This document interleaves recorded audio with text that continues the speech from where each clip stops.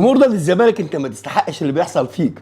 انت جمهور عظيم وجمهور كبير، لكن يعني اقول ايه، بس اقول ايه، مش مكتوب ان يجي لك رئيس نادي قوي الشخصيه زملكاوي بجد مخه بجد جمهور الزمالك. هي دي مشكله كبيره جدا.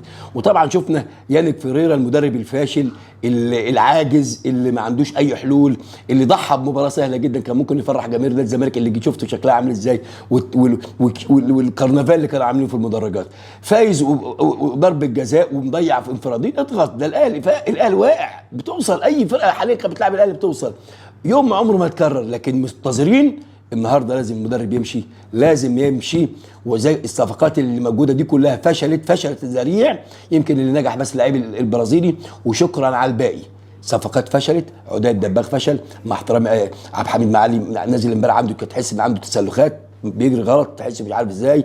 لو بصيت على طبعا شيكوبانزا مش لعيب مع احترامي الشديد. عداد اسمه ادم كايد، كره نسائيه، كره قدم نسائيه والكلام ده كله. لا، نادي الزمالك لازم واقفه، ولازم جمهور نادي الزمالك يكون له دخل مع حسين لبيب.